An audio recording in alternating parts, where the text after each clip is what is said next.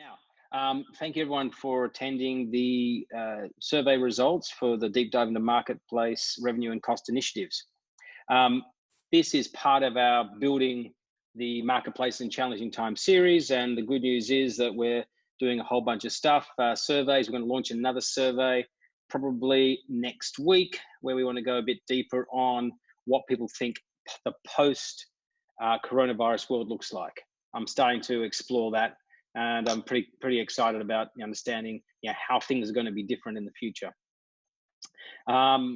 Clearly, webinars, we had the ones earlier this week. I think we had about 300-400 people across them all, which was fantastic. Strong demand for the presentations. We've now got it online with people viewing it, because that's how exciting it must have been. I'll make sure we get the link circulated to everyone who came, so that they can actually tune into, see the webinar again on YouTube. We're working on some reports. Today we launched our first vodcast. So I did a half-hour interview with Georg Schmiel out of GUI IQI. Fascinating stuff about how their business is actually growing at the moment, how they're closing transactions online without ever seeing customers face to face. So there's a lot of things that are occurring at the moment, which I think we can really learn from. So we're going to find an easy way to make that available tomorrow. At the moment, it is available on our YouTube channel, and it's also available on my LinkedIn page. So you can go find it there, and I wrote an article and a link to it just about a couple of hours ago. So there's a lot of information we're trying to get out there into the market. Now let's have a quick look. Demographics. When we did these questions as part of the broader webinar we did earlier this week, we had about 120 respondents. We ended up with just under 160 to the survey. Good, as you've seen before, good range of CEO, C-level founders, etc., and a very good split demographic-wise around the world. So all in all, I think we've got a good insights into what's happening in the market. We still had a very good split for everything from 10 employee businesses right through to 500 plus employees, and companies that have been around from less than 2 years right up to 16 plus years. So all in all, a very good mix of companies that we've managed to get some good information from. So let's get a bit deeper dive. You saw this information the other day. For those who attended that session, this is really replaying back that core question around what is the impact of the coronavirus? Is it from significantly negative through to slightly negative, through to no impact, and even getting more positive? And what we can see here is, the first survey we did the 18th to 23rd of March. It was sort of 50-50 split between significantly and slightly negative. Now it's really starting to get into the significantly negative with less slightly negative. Now we then started to break that down. What's it look like by region? So what we have here is a breakdown of the regions where we've got the USA, Canada, Western Europe, Eastern Europe, LATAM, Asia Pacific, Middle East, and Africa. The Middle East is not enough data really, so we tend to not talk too much about it throughout these presentations. What's interesting is that if you look all from left to right, the green gets bigger, except in Asia Pacific, where it's actually getting smaller. So what we're seeing is that as they're coming out or going through, and then they can start to see light at the end of the tunnel, they're starting to realize that the impact of the coronavirus is actually getting less on the business rather than more on the business. Or maybe they're starting to see opportunities, as I mentioned before with Georg Schmiel. I'm not sure, but it's interesting to see that was the one where we're seeing a different flavor coming out. Clearly, Africa is heading into this crisis, going from, it's got a slight negative impact to, 50% saying it's got a significant negative impact, and it's getting worse in, basically across the board in the other areas. Visits are down 26%, pretty much the same number that we had the other day. When we look at the visits by region now, so we're saying to get a split. LATAM is the one that's been really hit. It's right down to nearly 30 to 35% across the board has been impacted. Asia Pacific has also been quite significantly impacted. Interesting enough, North America not so much. and Eastern Europe, not so much. Certainly not the same levels. And if you did percentage differences, this is basically 50 or 60% worse off than its northern neighbor, North America. So it's interesting to see how this sort of splits over time. This blue line across here is very much the average that we're seeing.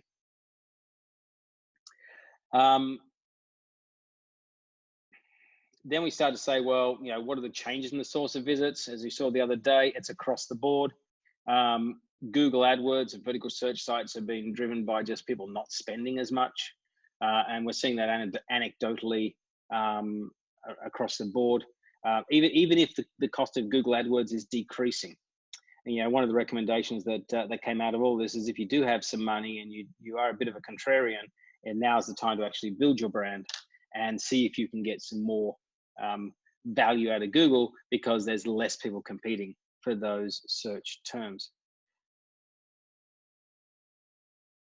Now, then we talk about engagement, frequency of visit, session duration, and total inquiries. They're still down. Nothing has changed from the previous reporting that we had.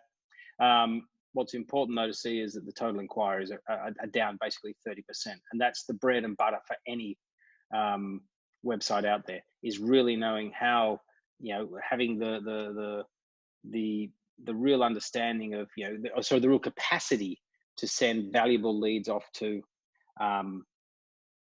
the customers, so the customers then can close them out. And if you're generating 30% leads, that is rather challenging.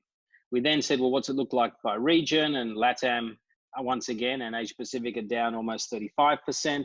Africa and clearly North America are down about 20-odd%, very much aligned to traffic.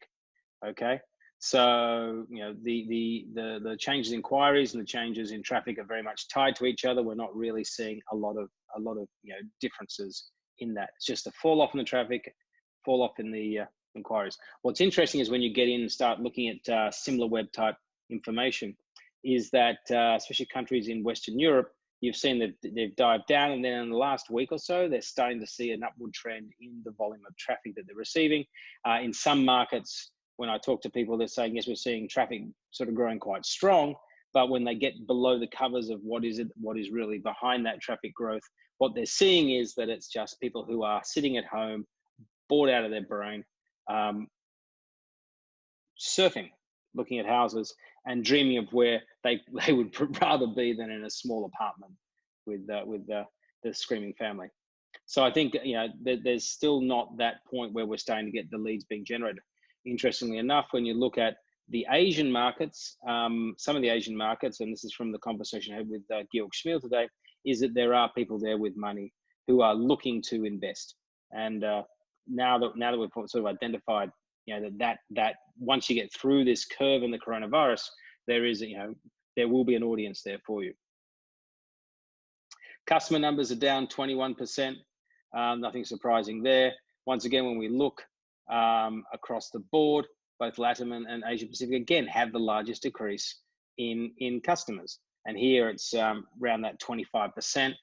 That's sort of not surprising, because in a lot of those markets, you're seeing agents who are relatively unlicensed. They have the capacity to come and go from a market quite easily. There's no qualifications required, and they're just saying, well, I'm no longer an agent, thanks very much, I'm going to go off and do something else while to feed the family, and then I'll come back to being an agent later on.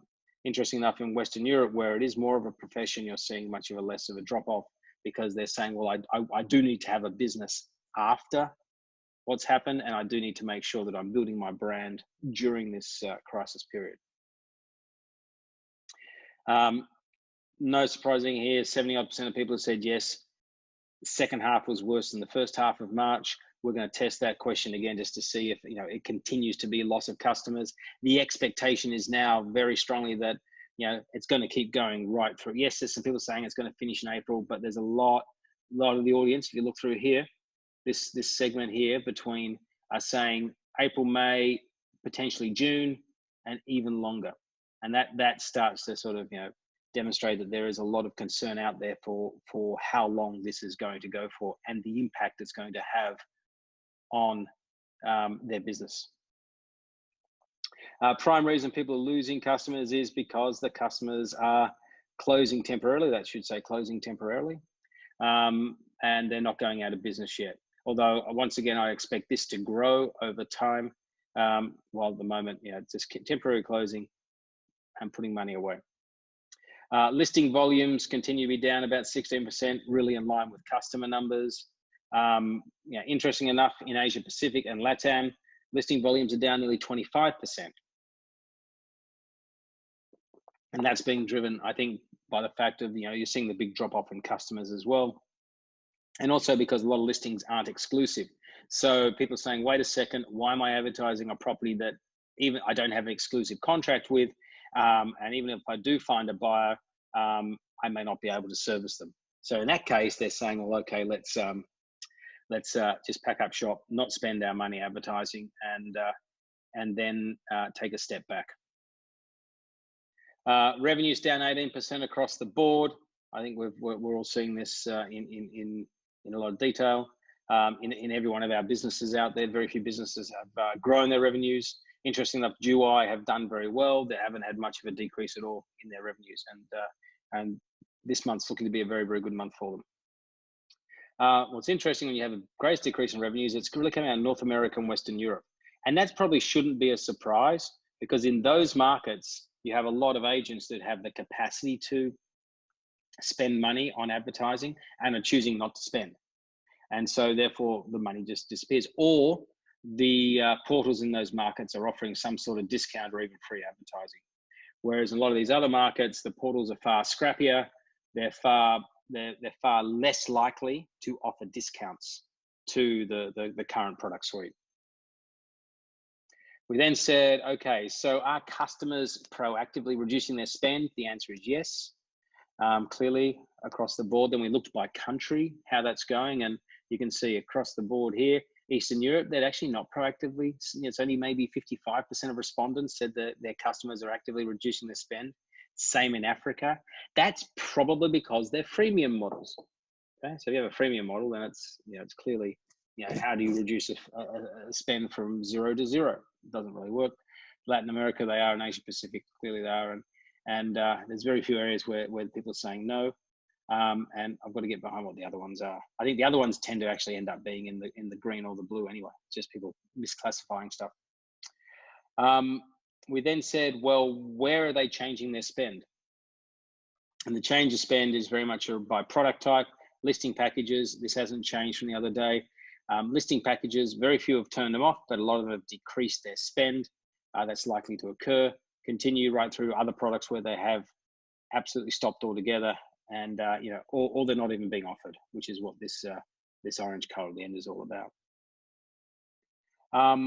Then are customers proactively asking for help from the marketplaces?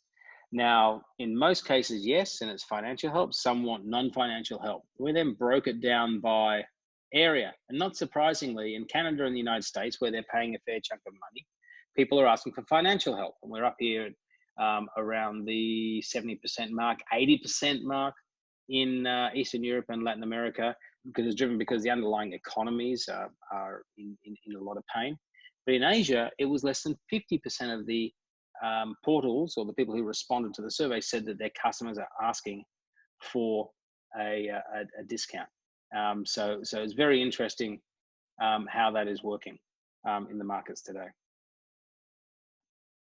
Costs, the 9 months forecast end of December, everyone's going to basically say it's 30% less than their budget. And they've already reduced their costs by about 15%, which is not surprising given the level of pain everyone's already in. We're trying to preserve cash to the best of our ability. When asked if are you going to achieve your budget, 90% are not going to achieve their budget. This has not changed since earlier this week. When we then looked at viability of the business, what's interesting here is we then looked at, well, are you got viability issues in the next 6 months, or longer than 6 months, or no viabilities at all, issues at all. And then you said, well, let's look at the split by the number of employees from 1 to 10 down to 500 plus. And not surprisingly, if you're 500 plus, no, you don't see any real issues at all. Yeah, it's going to be a bit of pain, but you don't see any issues in your long-term viability. If you are a small business, you're basically quite worried about your long-term viability. Ignore this one because I think it's a relatively small data set of about 8 or so in that 11 to 20 range. So we probably should include them more in the 1 to 10 or what make it 1 to 20. But here, across the rest of them, it's pretty much the same. The bigger you get, the less concern you tend to have from people, just because you've got the capacity to ride out the crisis. I then just want to reiterate for those who were on the call the other day, and those who weren't, I'll talk about it, is a model to think through how to approach working through this crisis. And the model is the SPA models, stabilize, prepare, accelerate. And it's really designed for you to then think about what are the activities I need to do by area so that I can get the most, I can make sure I am best positioned for when the crisis is over. A, I'm still existing, and B, I'm then a best position. The objective is to ensure you got enough runway, and that's very simple. Put a crisis team in place, and we'll talk about what you should be doing. Using a zero-based cash budget. Cash is king. Cash is king. Cash is king. Make sure you're cashed up. Reduce all non-essential costs. Continue to get revenues from customers as best you can. Build your customer relationships and really put remote working systems in place. Very, very important to do that, because you are going to be working in this world for the foreseeable future. Prepare is all that saying there is a world after the virus comes through. What it looks like, we're not 100% sure. So we're going to do some work over the next few weeks to try to work that one out, at least start to formulate ideas of what it looks like. It's about building options about how you're going to operate in that world, preparing today, working with your customers to roll out various plans and strategies to really align your business with their business or their future business. And then about implementing, work from home type operational environment that's really robust and really stringent. And of course, then start thinking about capital raising, because you probably will raise capital at some point in the future if you want to accelerate out of this current mess. And the accelerator is all about, right, when the time is right, put your foot to the pedal and go. And you need to staff up quickly, communicate your target markets with whatever your new offer is, and then do your capital raising so that you can then have a fast growth business. The type of curves, I'm often asked you, how long is this going to last? And the answer to the question is, I don't know, but I can give you some ways to think about it. The U curve is the most likely one, which is a steep drop followed by a period of flatness, and then you grow out of it again. V is more of a drop rebound. The W is a pain in the ass because you have a drop, rebound, drop again, and then you eventually work your way out of it. And L, you don't want to go near because it's a drop and then flat. So my view is if the early results that are coming out of China and their growth are true and sustainable, then it's probably more of a U type curve. We just don't know how long the bottom part of the U is. So we then asked the people responding to the survey, how long did they think? Because that's the best way to think about it. And the average was around 7 months for this sort of stabilize and prepare. Really relates to these stabilize and prepare phases. And this was really in response to the question of how long do you think this is going to impact your business in terms of lockdown, government regulations, changes to the way you work with your customers, and so on and so on and so on. Interestingly enough, Eastern Europe and North America were quite pessimistic, around 8.5 months, whereas Western Europe is sub 6 months. Maybe it's because they've been in this for the last 3 weeks or so, and people are starting to really think creatively about how to work in this new paradigm. I'm also a firm believer that when your world changes and you go from operating one way to another way, that shock, the world's changed and you really don't know what to do.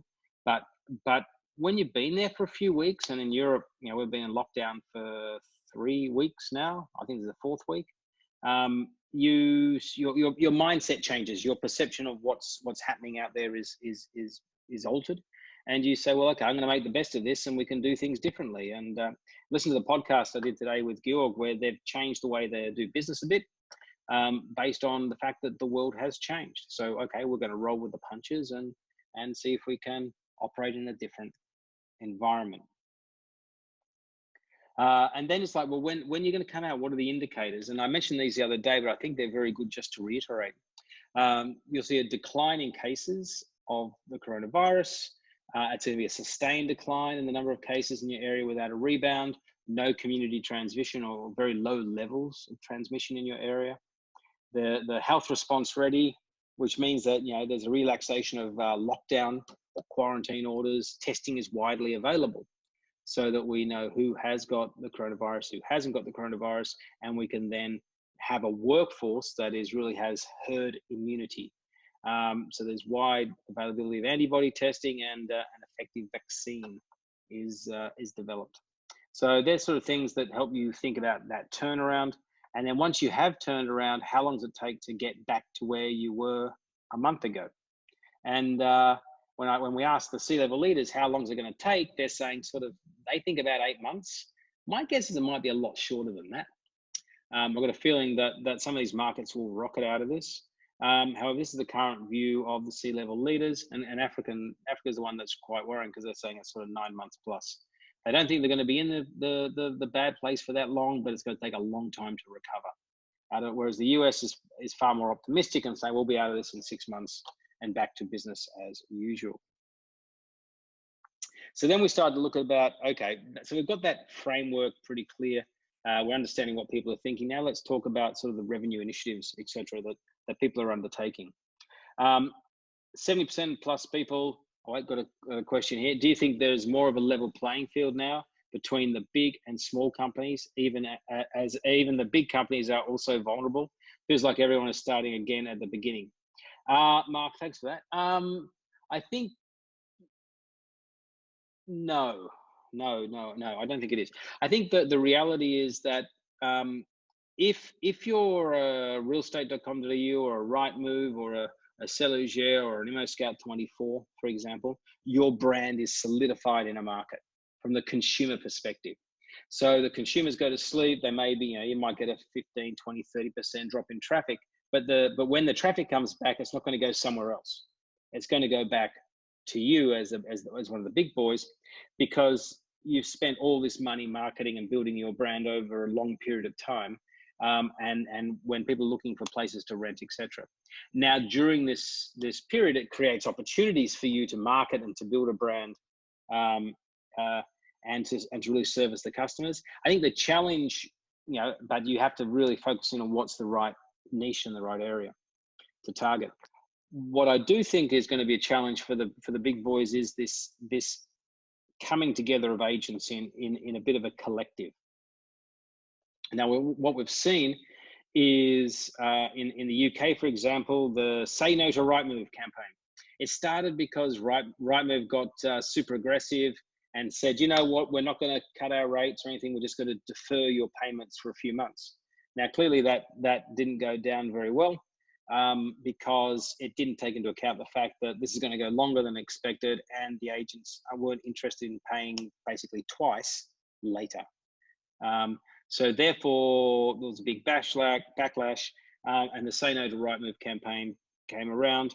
1,000 or plus agents, equivalent to 2,000 plus offices, which is in the UK, there's 15,000. So call it, 15% of the market, more or less, a bit more maybe.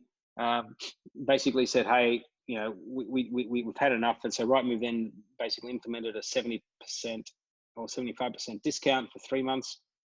Now what's happening is that Say No to Rightmove campaign still has momentum, which I think Rightmove is probably very worried about, and they're looking for an alternative to advertise.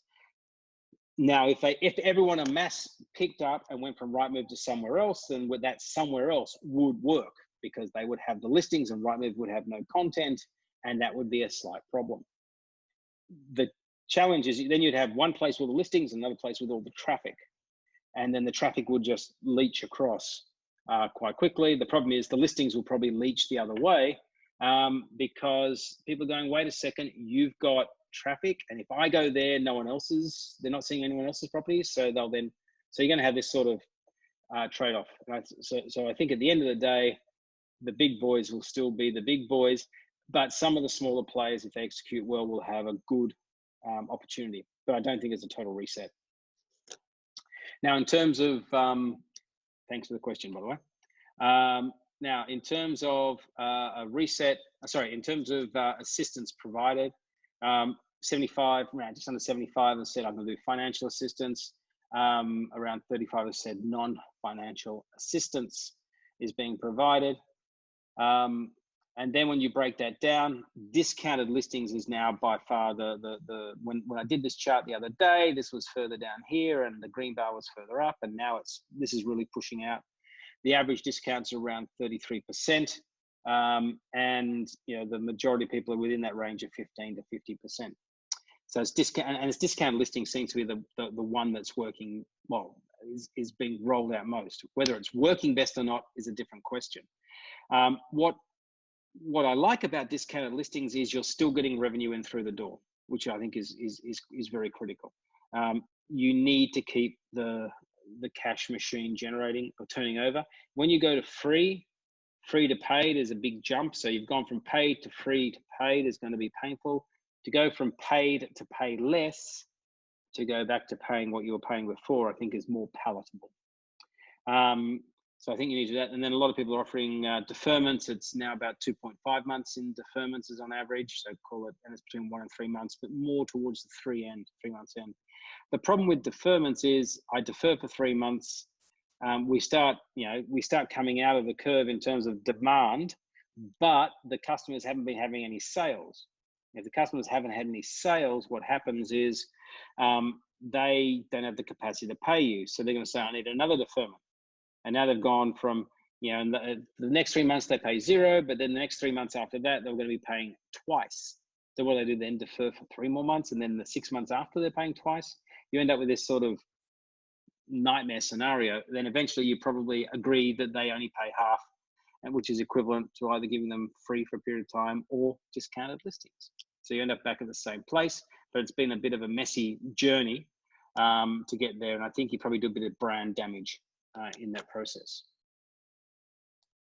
Then the non-financial assistance that people are doing, online education and training is really pushing out. Provision of new products and services, especially social distancing products and services is really emerging. We showed these the other day: improved house presentations, new showings, online booking engines, agent buyer communication tools, sales and closing tools, so on and so on. Okay, there are a range of things that people are developing to really, and I think what they're doing is they're trying to address the immediate issue of social distancing, and what they're probably doing is creating a platform for the future, but it's being done bit by bit ad hoc, and I think if you can stitch it all together in something super cool and super nice, then I think you create a really interesting and engaging platform for your customers to use into the future. Got a sort of question here. Okay. We've seen agents. We've seen these agents lead revolutions previously. I don't recall one of them working shows any different. Will an agent revolution happen? If it's going to happen, now's the time for it to happen. The problem is they're never going to invest the right amount of money. On the market's the one that's probably come closest. But then you go to somewhere like Funda in the Netherlands, and they dominate, and it's owned by the industry. So to a certain point, these things do work, but they've been market leaders for a very, very long time. Now what's interesting is these new products and services being rolled out. The take up of them is only small, around 15% of the customers are taking up whatever these new products and services being offered are. It's always interesting, whether you're offering something which is you seem to be helping the industry, and the question is whether people are actually using it and you are helping the industry. We'll see if that number grows over time. Cost initiatives that are occurring. Once again, marketing costs have been slashed by 46%. The external suppliers and other internal costs by about 30%, employee costs by about 22%. So this is sort of, across the board, they're the easy things you can deal with. They're the things that are within your power and your control. So they're being reduced across the board. As we saw the other day, TV, outdoor, and radio, if you were doing them, have been absolutely turned off. Online marketing and vertical search has been decreased. The words coming out of the Matures and the Trovits of the world is that they've had, a lot of their revenues have dropped off the end of the cliff, just purely because people are stopping that. They see that as a more of a luxurious spend rather than a necessity spend. I think they must be offering pretty cheap rates at the moment for traffic, and I would be using that traffic to really build brand and work with whoever is actually paying you. I'll be making sure I was promoting their listings through that channel so that I can then generate as many results as physically possible.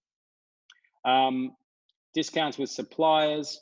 Yes, around 70% have actually got discounts with suppliers, which is good.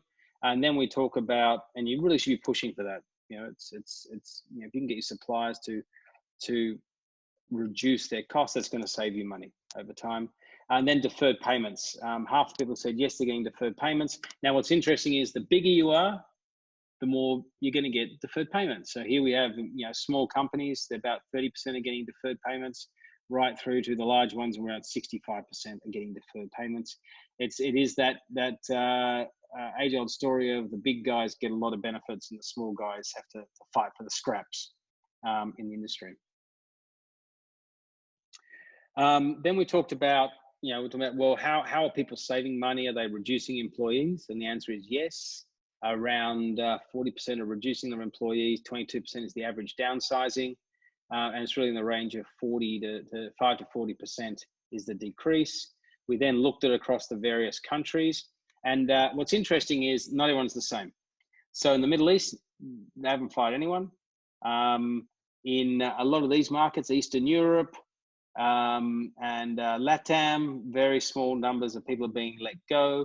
Some of it's legislated. So in some markets like Honduras, as an example, it's illegal to fire someone, right? You're not allowed to. And in a lot of these markets, they're waiting for the governments to get their acts together to roll out subsidy options. Here in the US, it's not here, there in the US and Canada, the world changes, bang, you're fired next. And it's just a flick of the switch decision and super fast. So it's interesting how that sort of splits down. It's really across the board. Customer support, sales, technology are still the big leaders in where it's being cut back. And it's really starting to eat into full-time, including contractors as well. So the roles being downsized are really across the board. There's no one area more favored than another. The next is, reducing of hours and the number of weeks being worked. Once again, around 30% of people have reduced hours. 35% is the average reduction. So they're really cutting quite deeply. And there's sort of a range of 15 to 50% in the reduction of hours. Don't be afraid to do it. Don't be afraid to use furloughing, whatever you can do to really survive. We then look at the reduced hours by region. So in the Middle East, where they didn't fire anyone, half the people said, yes, I've reduced the hours of the people that are working for me. Asia Pacific, much less. They're about reducing of hours. They're different. And whereas Western Europe, they've clearly moved people into reduced hour type scenarios. We then said reduced hours by business size. Now, what's interesting here is we've got roughly 21 to 50 employee range is where the reduced hours are really coming in. If you're a small company, it's very hard to reduce hours because they haven't got many people to reduce the hours for. And the big guys have not reduced hours either. They've relied on other techniques. Then there's about reduction on what I pay you. 40% of people have done that. 31% is the average salary reduction that's occurred in the market. And then once again, you look at the reduced wage per hour by region. The US and Western Europe, no problems. We're going to pay you less. Probably the legislation is far more able to do that. whereas Latin America and Eastern Europe, it's far different. I found out yesterday, quite interestingly, it's illegal to have part-time employees in Brazil. It's actually written into their constitution, believe it or not, about the number of hours that people must work per week. And so the government's finally changed that because of this whole coronavirus crisis. But I couldn't believe that the number of hours was written into the constitution of all things. So here, clearly in the Middle East, what you can do is reduce the number of hours people work. You can't fire people and you can't pay them less. You can just pay them less by having them work less, which is a bit strange, but makes sense. So there's a lot of different, clearly different issues that are occurring based on the part of the world that you are operating in. Then we've reduced hours by business side, reduced wages by business side. Clearly the middle-sized businesses have reduced the wages and the large guys haven't needed to. They've just relied on firing people or downsizing far more.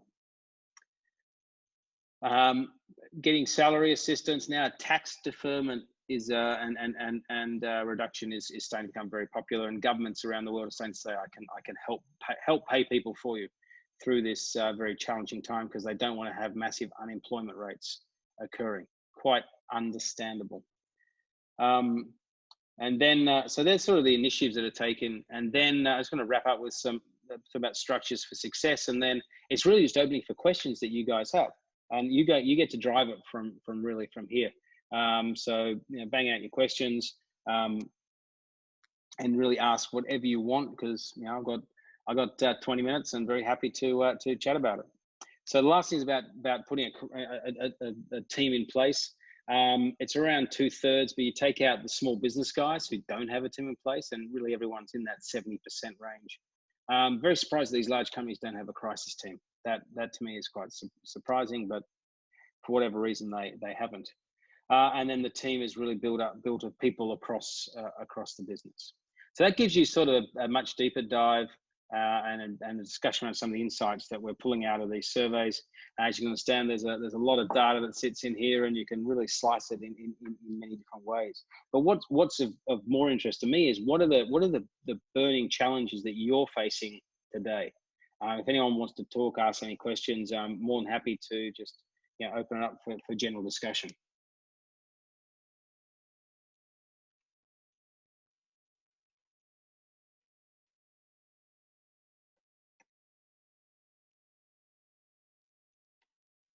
So thank you, Matthew. As an investor, when you start looking at opportunities, and how will you be assessing the quality of the investments given the immediate impact of the pandemic? What metrics will you focus on?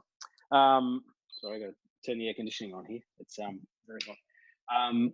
The first thing is, as an investor, I'm looking at opportunities now.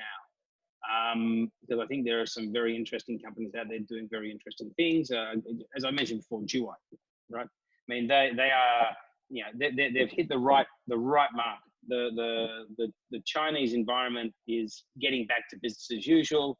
There are a lot of cashed up people in that environment who are now looking to invest. A lot of the other property around the world is super discounted because of the struggles that people are having. So how do they then get basically help match Chinese buyers or Southeast Asian buyers with high quality properties in countries that they're interested in? That to me is an interesting business. So the answer is you should be looking now. That's the first point. And then when you assess them, what you really want to understand is how has management managed during this crisis period? Have they been clear, decisive, etc.? So I was on a phone call last night with one of my investments in Brazil, not Grupo Zap. It's another one called Levy. It's in the in the job space. The ones were telling me about this crazy Brazilian law, and they are super efficient in what they're doing. They've identified 5 opportunities to expand their business. They're getting into provision of employees for short-term contracts, working for supermarkets, working for health, and working for delivery. The 3 areas that are booming during the coronavirus. Clearly, we're all going to the supermarkets, and the shelves have to be stocked far more frequently. The second is clearly people are, you know, the health sector just needs employees because it's, you know, the hospitals are filling up and overflowing. And then the third is delivery people, because, you know, people can't go anywhere, so they need stuff delivered to their house. So there are lots of, it's all about looking at who's really making fast decisions, understood what the market could be in the future, and they're positioning their business to either operate well today or in the future. And the third thing that I look at is how well has management thought through what the future is going to look like, and are building out the products that are needed in that environment. I think the coronavirus is in many ways an adrenaline shot for everyone to move online for the purchasing of properties. Georg was telling me today in this interview that they sold 11 properties yesterday online, sight unseen, to someone or some people. Okay. The other thing he was telling me is that there is super demand out there. He was telling me about one development in China that sold, a $250 million development that sold out in an hour, like last week, right? So the demand is there. So it's how you're quickly to adapt, and are you building the products and services for the future, or are you sitting there hoping that the world's going to come back to the way it was? The other thing is the other thing I look at is what the underlying market is going to be like. Is it going to be a vibrant market? Is there money going to be, you know, moving around, or is this really going to create a recession in the underlying market? So Matthew, in some of your markets, you know, will Cambodia or Laos, etc., you know, end up coming through this quite well, or will they end up being in some sort of, you know, recession for a period of time?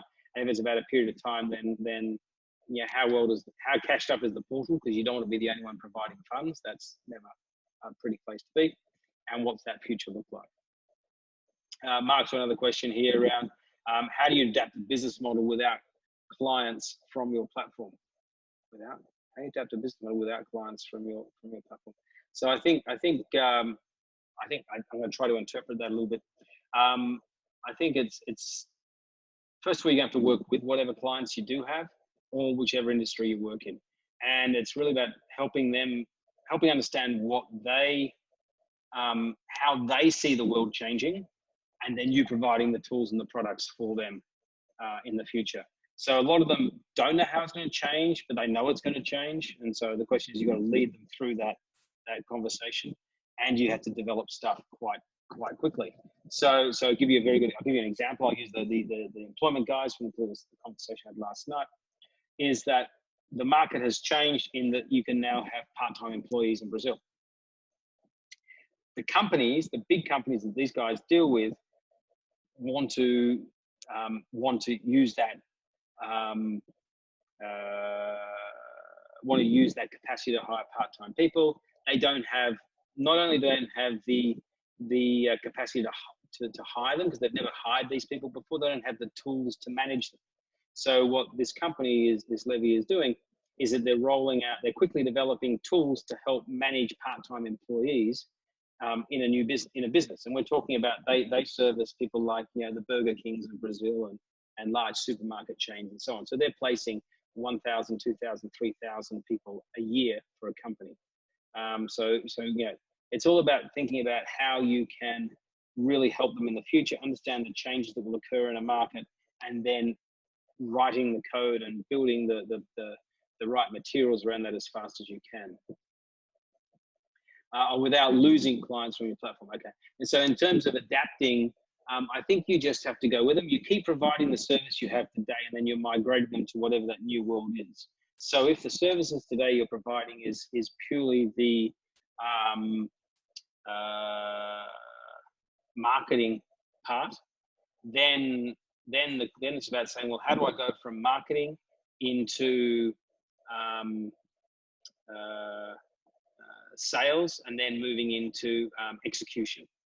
And as I move down that value chain, can I provide the right level of tools and products to make that happen, and really become the provider to the industry? So the industry then just uses your tools, or hopefully uses mostly your tools in executing that, and thinking that the world of social, and underlying all of that, I think, is the world of social distancing.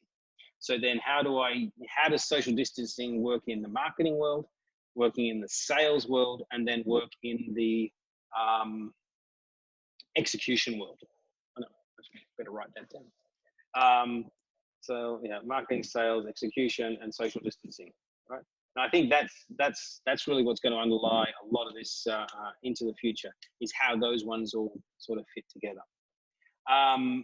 Got another question here from James. I've spoken to a lot of people about how best to go about taking out competitors, but obviously their own valuations have been reduced. How do you protect your own value whilst capital raising in this climate?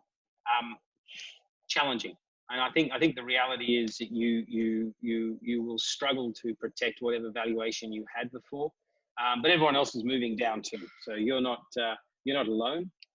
You are very much part of a broad group of people who have been fundamentally impacted by what's happening in the market. So if you're worth $100 before, and the person you want to merge with is worth 100, and you're now worth 50, they're probably worth 52.